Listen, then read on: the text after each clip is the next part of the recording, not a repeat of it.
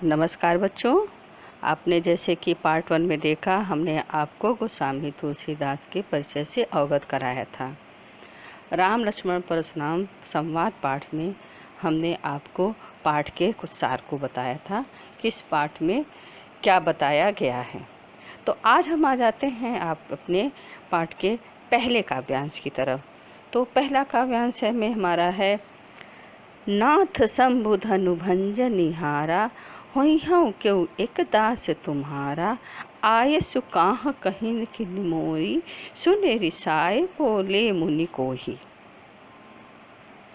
जनक सभा में सीता स्वयंवर के समय जब धनुष टूट जाता है तो क्रोधित परशुराम को पता चलता है और परशुराम आते हैं। जब सभा में वे आते हैं, जनक की सभा में जब वे आते हैं तो परशुराम को क्रोधित मुद्रा में देख करके हमारे भगवान राम जो शील स्वभाव के थे, उन्होंने कहा, हे नाथ शंभु धनु शिव का धनुष, हे नाथ इस शिव धनुष को भंजनिहारा तोड़ने वाला, वही हूँ क्यों एक दास तुम्हारा, कोई तो आपका दास ही होगा, कोई एक आपका सेवक ही होगा जिन्होंने इस धनुष को तोड़ा है। आयसु काह कहिन किन मोरी, आयसु आज्ञा मोहि मुझे, मेरे लिए क्या आज्ञा है। यह सुन ऋषाय बोले मुनि को ही, यह सुन करके क्रोधी ऋषि गुस्सा करके बोले।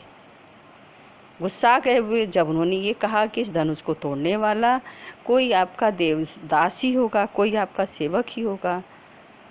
और भगवान राम कहते, मेरे लिए क्या क्या है।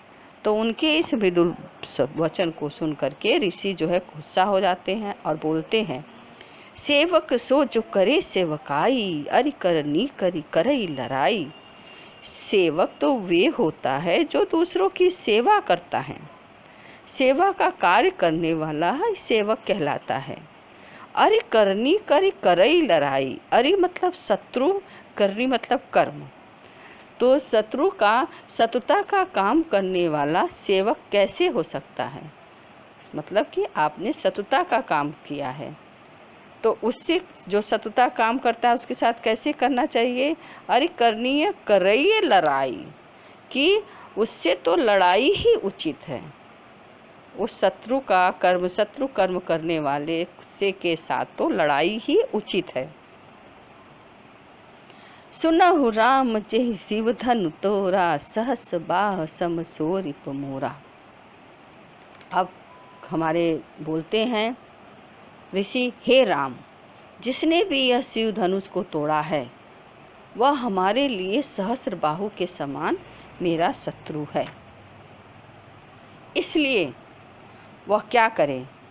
सो बिलगाय बिहाई समाजा, नत मारे जई है सब राजा।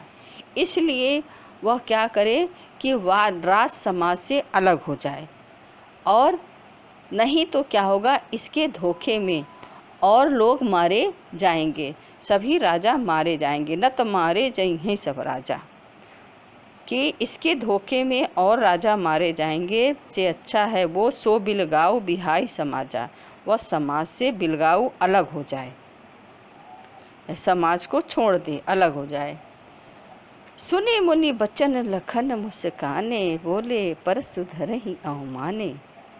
अब लक्ष्मण जी थे जो राम के साये की तरह राम के साथ चलते थे, उनका छाया थे, वे कहीं भी जाते थे तो राम लक्ष्मण के साथ रहते थे। अब लक्ष्मण से बर्दाश्त नहीं हुआ, उन्होंने बोला, सुनी मुनि बचन लखन मुस्काने। उन्होंने कहा कि जो है लक्ष्मण जो है मुस्कुरा के बोलते हैं कि हमने तो उसमें बोलते हैं कि सुनी मुनि वचन लखन, मुस्कुरा करके बोलते हैं, बोले परसु धरहि अवमाने। अवमाने होता है बच्चों अपमान करने के लिए, तो व्यंग उसमें हंसी में वह जो है क्रोध भरी बातों को सुन करके परशुराम का अपमान करते हुए लक्ष्मण बोलते हैं कि क्या बोलते हैं कि बहु धनु ही तोरी लरिकाई, कबहुनी असरिस कीने को साई। कि बचपन में तो मैंने ऐसे बहुत से धनुष तोड़े थे, लेकिन कबहु न असिर से कीन ही गोसाई। गोसाई बोलते हैं जो शिव के परम भक्त होते हैं, पुजारी होते हैं, उनको गोसाई की भी कहा जाता है। जैसे पंडित कहा जाता है तो पंडित के साथ साथ गोसाई कहा जाता है, लेकिन जो शिव के भक्त होते हैं उनको गोसाई कहा जाता है। तो कह रहे हैं कि बहुधनु ही तोरी लड़काई। लड़काई यानी बचपन में तो मैंने ऐसे बहुत से धनुष तोड़े थे। बचपन में बच्चे खेलते हैं ना, तो धनुष बाण बनाते हैं, तीर चलाते हैं, बाँस की पतली पतली उससे, और फिर तोड़कर फेंक देते हैं। तो कबहु न असिर से कीन्हे गोसाई। तब तो आपने इस तरह से कभी गुस्सा नहीं किया, हे गोसाई। आपने गोसाई यहाँ पे परशुराम को संबोधित किया गया है कि आपने तब कभी गुस्सा नहीं किया जब मैंने बचपन में इतने धनुष तोड़े। एहि धनु पर ममता के ही हेतु सुन रिसाय कह भृगुकुल केतु। एहि धनु पर ममता के ही हेतु, इस धनुष पर आपको इतना ममता, इतना स्नेह क्यों है?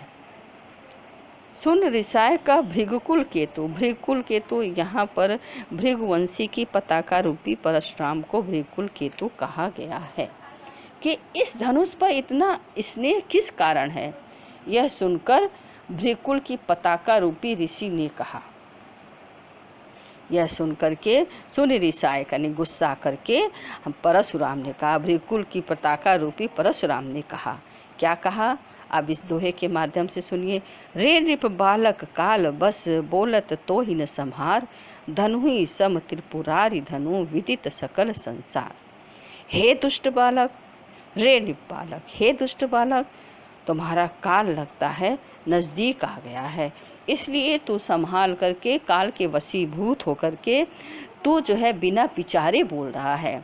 और जिस शिव धनुष के संपूर्ण विश्व जानता है, जिस शिव धनुष को सारा संसार जानता है, धनु ही सम त्रिपुरारी धनु, जिस धनुष को त्रिपुरारी का धनु है, यह शिव धनुष है। इसे जो है विदित सकल संसार, इसे सारा संसार जानता है। यह कोई सामान्य धनुष नहीं है, यह त्रिपुरारी का धनुष है। और इस धनुष के टूटने को तुम एक सामान्य सा धनुष बता रहा है। अब तो भाई लक्ष्मण में हो गई, छिड़ गई लक्ष्मण परशुराम में। तो इस तरह से आपने देखा कि यहाँ पर हमारी जो पहले वाली चौपाई है, दोहा है, इसमें इन्होंने इस तरह से व्यक्त किया। अब अगले उसमें हम आते हैं। लखन कहाँ हंसी हमरे जाना, सुनहु देव सब धनुष समाना, का क्षति लाभ जून धनु तोरे, देखा राम नयन के भोरे। अब सबसे बढ़िया यहाँ पर लक्ष्मण ने परशुराम को संबोधित करते हुए हंसकर कहे, लखन कहाँ हंसी हमरे जाना। लक्ष्मण जो है हंस करके बोलते हैं कि हे देव, सुनहु देव सब धनुष समाना। हे देव, हमारे ज्ञान में तो, हमारी समझ में तो सारे धनुष एक समान हैं। का क्षति लाभ जून धनु तोरे। अब यहाँ पर देखिए धनुष क्या बताते हैं कि धनुष था कैसा। जून मतलब पुराना, जीर्ण। तो का क्षति, क्षति मतलब हानि। कौन सी ऐसी हानि हो गई कि जीर्ण पुराने धनुष को तोड़ने में, कि फिर यह जीर्ण सड़े गले धनुष के टूट जाने से क्या हानि हो गई और क्या लाभ हो गया। देखा राम नयन के भोरे, और राम की तरफ वे जो है मुस्कुरा कर नयन को, अपने नयनों को तिरछी नेत्रों से राम की ओर निहार करके इस तरह से लक्ष्मण बोलते हैं कि छुवत टूट रघुपत ही न दोषो। रघुपत के छूते ही यह धनुष टूट गया, इसमें उनका कोई दोष नहीं है। मुनि बिनु काज करई कत रोसो। मुनि, आप बिना कारण के गुस्सा कर रहे हैं। यह तो धनुष पुराना था, जीर्ण था, सड़ा गला था, जो रघुपति के छूते ही टूट गया, इसमें उनका कोई दोष नहीं है। आप बिना कारण के गुस्सा मत करिए। अब परशुराम को आग बबूला होते हैं, क्रोधित होते हैं और बोलते हैं, बोले चितई परस की ओरा, रे सट सुने सुबाहन मोरा। तब परशुराम ने फरसे को देखते हुए बोले चितई फरस की ओर, फरसे की ओर अपना करके बोलते हैं, हे दुष्ट बालक, रे सट, हे दुष्ट बालक, स्वभाव न मोरा। स्वभाव मतलब स्वभाव, नेचर, तूने मेरे स्वभाव के बारे में नहीं सुना है कि मैं कैसा आदमी हूँ, मैं कैसा ऋषि मुनि हूँ? क्या बालक, तुमने कभी मेरे स्वभाव के बारे में नहीं सुना है? बालक बोली, बधौ नहीं तो ही। तुम्हें मैं बालक समझ करके मैं तेरा वध नहीं कर रहा हूँ, बच्चा समझ करके बधौ नहीं तो ही, मैं तुम्हारा वध नहीं कर रहा हूँ। मुनिजन जाने ही मोहि, केवल मुनिजन जाने ही मोहि। अरे मूर्ख, तू केवल मुझे साधारण मुनि समझ रहा है? तो मुझे क्या केवल साधारण मुनि समझ रहा है? मैं बाल ब्रह्मचारी अति को ही, मैं बाल ब्रह्मचारी हूँ और मैं अत्यंत क्रोधी हूँ। यह जो है विश्व विदित क्षत्रिय कुलद्रोही, यह पूरा संसार जानता है कि मैं जो है क्षत्रिय कुल का में द्रोह करने वाला विश्व प्रसिद्ध अत्यंत क्रोधी बाल ब्रह्मचारी हूँ। मैंने क्षत्रिय कुल का में तहलका मचा दिया था, मैंने क्षत्रिय कुल में विद्रोह कर दिया था।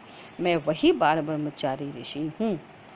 भुजबल, तो इन्होंने क्या किया था अपने भुजबल के उससे अपनी ताकत से, अपने धनुष बाण की ताकत से, भुजबल भूमि भूमि बिन कीन्ही।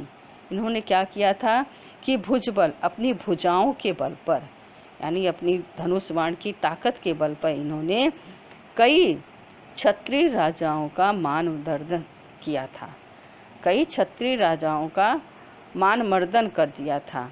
और फिर उनके क्षत्रिय राजाओं को हराने के बाद उन्होंने क्या किया था, विपुल बार महिदेवन दीन्ही। महिदेवन होता है हमारे ब्राह्मण के लिए कहा गया है कि इन्होंने क्या किया था कि ब्राह्मणों के लिए, विपुल मतलब बहुत, महिदेवन मतलब ब्राह्मणों के लिए, तो मैंने जो है क्षत्रिय राजाओं का मानमर्दन कर पृथ्वी अनेक बार ब्राह्मणों को दान कर दी थी। और सहस बाहु छेद निहारा। हे राजकुमार, सहस बाहु को, भुजाओं को काटने वाला मेरा यह फरसा देख रहे हो ना, परस बिलोक महीप कुमारा। महीप कुमारा मतलब राजकुमार। हे राजकुमार, सहस भाव की सहस्र भुजाओं को काटने वाला इस फरसे की ओर तुम देख रहे हो ना। अब यहाँ पर हमारे फिर से परशुराम इस दोहे में कह रहे हैं कि मातु पिता जन सोच बस, करिस महिष किशोर, गर्भन के अर्भक दलन, परस मोर अति घोर। कि हे बार राजकुमार, तो अपने माता पिता के लिए मर कर सोच का कारण मत बन। मात पिता जन सोच बस, करिस महिष किशोर। महिष किशोर मतलब राजकुमार। तो हे राजकुमार, तू अपने माता पिता के लिए मर कर सोच का कारण मत बन। मेरा यह जो अत्यंत भयानक फरसा है, अब अपने यहाँ फरसे की महत्ता बता रहे हैं, फरसे की ताकत दिखा रहे हैं।